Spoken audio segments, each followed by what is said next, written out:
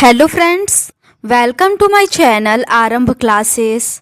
आज के इस वीडियो में हम लोग एनसीईआरटी 360 डिग्री के पॉलिटिकल साइंस के क्वेश्चंस का डिस्कशन आपके साथ करेंगे।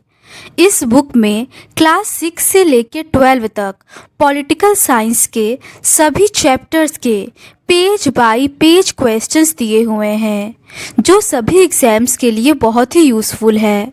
तो बिना देर किए चलिए आज का ये वीडियो शुरू करते हैं। क्लास 11 के चैप्टर 7 तक के क्वेश्चंस का डिस्कशन हम लोगों ने इस सीरीज़ के प्रीवियस पार्ट में कर लिया है। आज हम लोग उसके आगे के क्वेश्चंस का डिस्कशन आपके साथ करेंगे। आगे के प्रश्न चैप्टर 8 स्थानीय शासन से रिलेटेड हैं। पहला प्रश्न है, स्थानीय शासन की संस्थाओं को किस वर्ष में संवैधानिक दर्जा प्रदान किया गया था? इसका सही आंसर है ऑप्शन बी, 1993 में। स्थानीय शासन की संस्थाओं को सन 1993 में संवैधानिक दर्जा प्रदान किया गया। इसके बाद से पूरे भारत में बड़े पैमाने पर बदलाव की लहर चल पड़ी थी। अगला प्रश्न है, स्थानीय शासन से क्या तात्पर्य है? इसका सही आंसर है ऑप्शन सी, उपरोक्त दोनों, गांव स्तर के शासन को और जिला स्तर के शासन को। गांव और जिला स्तर के शासन को स्थानीय शासन कहते हैं। स्थानीय शासन आम आदमी के सबसे नज़दीक का शासन है। स्थानीय शासन का विषय है आम नागरिक की समस्याएं और उसकी रोज़मर्रा की ज़िंदगी। स्थानीय शासन की मान्यताएं हैं कि स्थानीय ज्ञान और स्थानीय हित लोकतांत्रिक फैसला लेने के अनिवार्य घटक हैं। कारगर और जनहितकारी प्रशासन के लिए भी यह ज़रूरी है। स्थानीय शासन का फ़ायदा यह है कि यह लोगों के सबसे नज़दीक होता है और इस कारण उनकी समस्याओं का समाधान बहुत तेज़ी से और कम खर्चे में हो जाता है। अगला प्रश्न है, जीवंत और मजबूत स्थानीय शासन निम्न में से किसको सुनिश्चित करता है? इसका सही आंसर है ऑप्शन सी, उपरोक्त दोनों, सक्रिय भागीदारी और उद्देश्यपूर्ण जवाबदेही। लोकतंत्र का मतलब है सार्थक भागीदारी। लोकतंत्र का रिश्ता जवाबदेही से भी है। जीवंत और मजबूत स्थानीय शासन सक्रिय भागीदारी और उद्देश्यपूर्ण जवाबदेही को सुनिश्चित करता है। स्थानीय शासन के स्तर पर आम नागरिक को उसके जीवन से जुड़े मसलों, ज़रूरतों और उसके विकास के बारे में फैसला लेने की प्रक्रिया को शामिल किया जा सकता है। अगला प्रश्न है, स्थानीय शासन के निर्वाचित निकाय सन 1882 के बाद अस्तित्व में आए। उस वक्त भारत का वायसराय निम्नलिखित में से कौन था? इसका सही आंसर है ऑप्शन सी, लॉर्ड रिपन। आधुनिक समय में स्थानीय शासन के निर्वाचित निकाय सन 1882 के बाद अस्तित्व में आए। उस वक्त लॉर्ड रिपन भारत का वायसराय था। उसने इन निकायों को बनाने की दिशा में पहल कदमी की। उस वक्त इसे मुकामी बोर्ड कहा जाता था। बहरहाल इस दिशा में प्रगति बड़ी धीमी गति से हो रही थी। भारतीय राष्ट्रीय कांग्रेस ने सरकार से मांग की कि सभी स्थानीय बोर्डों को ज़्यादा कारगर बनाने के लिए वह ज़रूरी कदम उठाए। गवर्नमेंट ऑफ इंडिया एक्ट 1919 के बनने पर अनेक प्रांतों में ग्राम पंचायत बने। सन 1935 के गवर्नमेंट ऑफ इंडिया एक्ट के बाद भी यह प्रवृत्ति जारी रही। अगला प्रश्न है, भारतीय स्वतंत्रता संग्राम के दिनों में किसने जोर देकर कहा था कि आर्थिक और राजनीतिक सत्ता का विकेंद्रीकरण होना चाहिए? इसका सही आंसर है ऑप्शन सी, महात्मा गांधी। भारतीय स्वतंत्रता संग्राम के दिनों में महात्मा गांधी ने जोर देकर कहा था कि आर्थिक और राजनीतिक सत्ता का विकेंद्रीकरण होना चाहिए। उनका मानना था कि ग्राम पंचायतों को मजबूत बनाना सत्ता के विकेंद्रीकरण का कारगर साधन है। अगला प्रश्न है, संविधान के निम्न में से किस संशोधन के बाद स्थानीय शासन को मजबूत आधार मिला? इसका सही आंसर है ऑप्शन सी, उपरोक्त दोनों, 73वें संशोधन और 74वें संशोधन। स्वतंत्र भारत में स्थानीय शासन। संविधान के 73वें और 74वें संशोधन के बाद स्थानीय शासन को मजबूत आधार मिला, लेकिन इससे पहले भी स्थानीय शासन के निकाय बनाने के लिए कुछ प्रयास हो चुके थे। इस सिलसिले में पहला नाम आता है 1952 के सामुदायिक विकास कार्यक्रम का। इस कार्यक्रम के पीछे सोच यह थी कि स्थानीय विकास की विभिन्न गतिविधियों में जनता की भागीदारी हो। इसी पृष्ठभूमि में ग्रामीण इलाकों के लिए एक त्रिस्तरीय पंचायती राज व्यवस्था की सिफारिश की गई। कुछ प्रदेश ने सन 1960 में निर्वाचन द्वारा बने स्थानीय निकायों की प्रणाली अपनाई।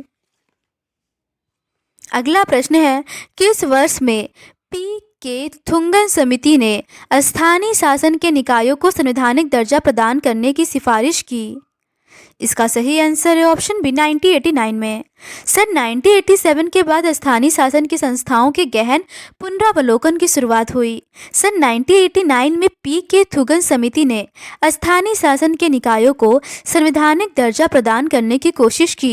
समिति की सिफारिश थी कि स्थानीय शासन की संस्थाओं के चुनाव समय समय पर कराने, उनके समुचित कार्यों की सूची तय करने तथा ऐसी संस्थाओं को धन प्रदान करने के लिए संविधान में संशोधन किया जाए। अगला प्रश्न है, संसद द्वारा 73वां और 74वां संशोधन को निम्न में से किस वर्ष पारित किया गया था? इसका सही आंसर है ऑप्शन सी 1952 में। सन 1952 में संविधान के 73वें और 74वें संशोधन को संसद ने पारित किया। अगला प्रश्न है, निम्नलिखित में से कौन कथन सत्य है? इसका सही आंसर है ऑप्शन डी इनमें से कोई नहीं। कोई भी कथन सत्य नहीं है। संविधान का 73वां संशोधन गांव के स्थानीय शासन से जुड़ा है। इसका संबंध पंचायती राज व्यवस्था की संस्थाओं से है। संविधान का 74वां संशोधन शहरी स्थानीय शासन से जुड़ा है। सन 1993 में 73वां और 74वां संशोधन लागू हुए। अगला प्रश्न है, निम्नलिखित में से कौन कथन सत्य है? पहला है, सभी प्रदेशों में पंचायती राज व्यवस्था का ढांचा त्रिस्तरीय है। दूसरा है, सबसे ऊपर के पायदान पर जिला पंचायत का स्थान है। इसके दायरे में जिले का पूरा ग्रामीण इलाका आता है। तीसरा है, पंचायती हलके में मतदाता के रूप में दर्ज हर वयस्क व्यक्ति ग्राम सभा का सदस्य होता है। इसका सही आंसर है ऑप्शन डी, उपर्युक्त सभी कथन सत्य है। त्रिस्तरीय बनावट। अब सभी प्रदेशों में पंचायती राज व्यवस्था का ढांचा त्रिस्तरीय है। सबसे नीचे यानी पहली पायदान पर ग्राम पंचायत आती है। ग्राम पंचायत के दायरे में एक अथवा एक से ज़्यादा गांव आते हैं। मध्यवर्ती स्तर यानी बीच का पायदान मंडल का है, जिसे खंड या तालुका भी कहते हैं। इस पायदान पर कायम स्थानीय शासन के निकाय को मंडल या तालुका पंचायत कहा जाता है। जो प्रदेश आकार में छोटे हैं वहाँ मंडल या तालुका पंचायत यानी मध्यवर्ती स्तर को बनाने की जरूरत नहीं। सबसे ऊपर के पायदान पर जिला पंचायत का स्थान है। इसके दायरे में जिले का पूरा ग्रामीण इलाका आता है। संविधान के 73वें संशोधन में इस बात का भी प्रावधान है कि ग्राम सभा अनिवार्य रूप से बनाई जानी चाहिए। पंचायती हलके में मतदाता के रूप में दर्ज हर वयस्क व्यक्ति ग्राम सभा का सदस्य होता है। ग्राम सभा की भूमिका और कार्य का फैसला प्रदेश के कानूनों से होता है। अगला प्रश्न है, यदि प्रदेश की सरकार 5 साल पूरा होने से पहले पंचायत को भंग करती है तो इसके कितने माह के अंदर नए चुनाव हो जाने चाहिए? इसका सही आंसर है ऑप्शन बी 6 माह के। पंचायती राज संस्थाओं के तीनों स्तर के चुनाव सीधे जनता करती है। हर पंचायती निकाय की अवधि 5 साल की होती है। यदि प्रदेश की सरकार 5 साल पूरे होने से पहले पंचायत को भंग करती है तो इसके 6 माह के अंदर नए चुनाव हो जाने चाहिए। अगला प्रश्न है, सभी पंचायती संस्थाओं में डैश सीट महिलाओं के लिए आरक्षित है। इसका सही आंसर है ऑप्शन बी 1/3। सभी पंचायती संस्थाओं में 1/3 सीट महिलाओं के लिए आरक्षित है। तीनों स्तर पर अनुसूचित जाति और अनुसूचित जनजाति के लिए सीट में आरक्षण की व्यवस्था की गई है। यह व्यवस्था अनुसूचित जाति और जनजाति की जनसंख्या के अनुपात में की गई है। यदि प्रदेश की सरकार जरूरी समझे तो वह अन्य पिछड़ा वर्ग को भी सीट में आरक्षण दे सकती है। यह आरक्षण पंचायत के मात्र साधारण सदस्यों की सीट तक सीमित नहीं है। तीनों ही स्तर पर अध्यक्ष पद तक आरक्षण दिया गया है। इसके अतिरिक्त सिर्फ सामान्य श्रेणी की सीटों पर ही महिलाओं को 1/3 आरक्षण नहीं दिया गया, बल्कि अनुसूचित जाति अनुसूचित जनजाति के लिए आरक्षित सीट पर भी महिलाओं के लिए 1/3 आरक्षण की व्यवस्था है। इसका अर्थ यह हुआ कि कोई सीट महिला उम्मीदवार और अनुसूचित जाति जनजाति के सदस्य के साथ साथ आरक्षित की जा सकती है। इस तरह सरपंच का कोई पद दलित अथवा आदिवासी महिला धारण कर सकती है। अगला प्रश्न है, भारत के संविधान की 11वीं अनुसूची में निम्न में कितने विषय हैं? इसका सही आंसर है ऑप्शन डी, 29 विषय। ऐसे 29 विषय जो पहले राज्य सूची में थे, अब पहचान कर संविधान की 11वीं अनुसूची में दर्ज कर दिए गए हैं। इन विषयों को पंचायती राज संस्थाओं को हस्तांतरित किया जाना है। अधिकांश मामलों में इन विषयों का संबंध स्थानीय स्तर पर होने वाले विकास और कल्याण के कामकाज से है। इन कार्यों का वास्तविक हस्तांतरण प्रदेश के कानून पर निर्भर है। हर प्रदेश यह फैसला करेगा कि इन 29 विषयों में से कितने को स्थानीय निकायों के हवाले करना है। अगला प्रश्न है, भारतीय संविधान के अनुच्छेद 243 क्लोज 6 निम्न में से किससे संबंधित है? इसका सही आंसर है ऑप्शन बी, पंचायत से। अनुच्छेद 243 क्लोज 6 पंचायतों की शक्ति, प्राधिकार और उत्तरदायित्व किसी प्रदेश की विधायिका कानून बनाकर 11वीं अनुसूची में दर्ज मामलों में पंचायतों को ऐसी शक्ति और प्राधिकार प्रदान कर सकती है। अगला प्रश्न है, पंचायती राज संस्थाओं के चुनाव कराने की जिम्मेदारी मुख्य रूप से किनकी है? इसका सही आंसर है ऑप्शन बी, राज्य चुनाव आयुक्त। राज्य चुनाव आयुक्त प्रदेशों के लिए जरूरी है कि वे एक राज्य चुनाव आयुक्त नियुक्त करें। इस आयुक्त की जिम्मेदारी पंचायती राज संस्थाओं के चुनाव कराने की होगी। पहले यह काम प्रदेश का प्रशासन करता था, जो प्रदेश की सरकार के अधीन होता है। अब भारत के चुनाव आयुक्त के समान प्रदेश का चुनाव आयुक्त भी स्वायत्त है। प्रदेश का चुनाव आयुक्त एक स्वतंत्र अधिकारी है। अगला प्रश्न है, राज्य वित्त आयोग के संदर्भ में निम्न में से कौन कथन सत्य है? पहला है, प्रदेशों की सरकार के लिए हर 6 वर्ष पर एक प्रादेशिक वित्त आयोग बनाना जरूरी है। दूसरा है, यह आयोग प्रदेश में मौजूद स्थानीय शासन की संस्थाओं की आर्थिक स्थिति का जायजा लेगा। इसका सही आंसर है ऑप्शन बी, केवल दूसरा कथन सही है। राज्य वित्त आयोग प्रदेशों की सरकार के लिए हर 5 वर्ष पर एक प्रादेशिक वित्त आयोग बनाना जरूरी है।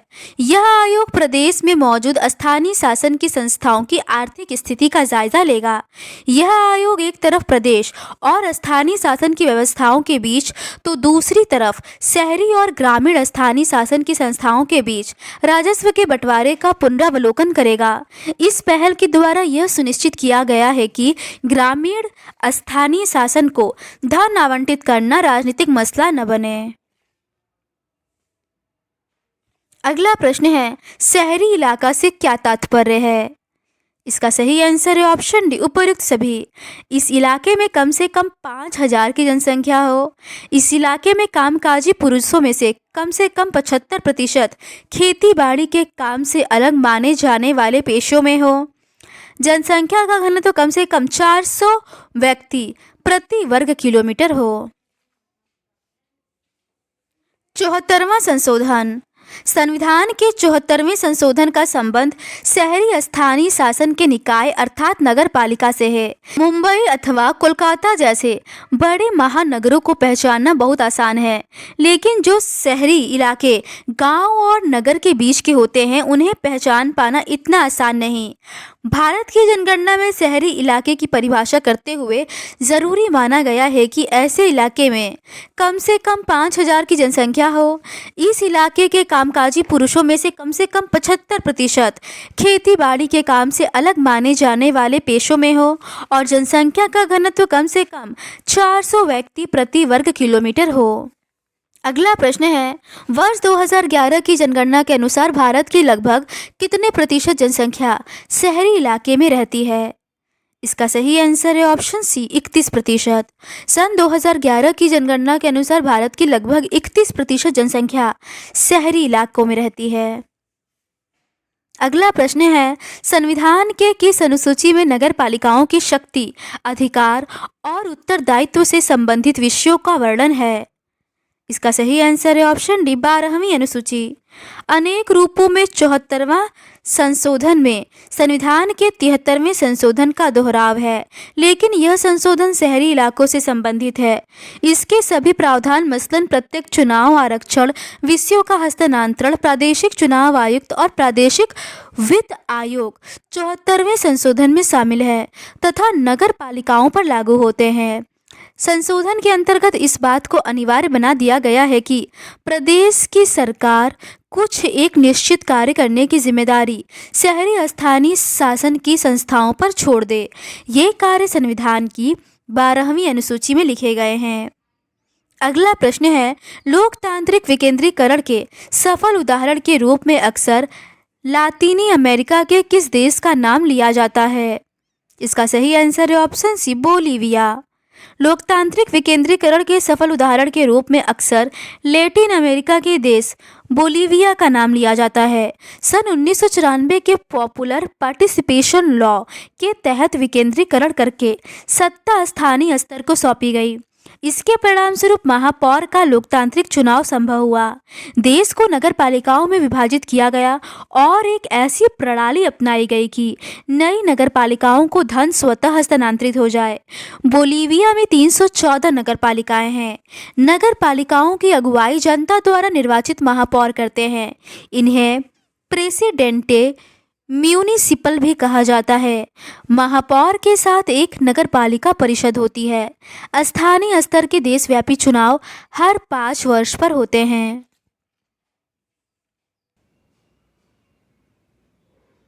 तो आज के इस वीडियो में बस इतना ही।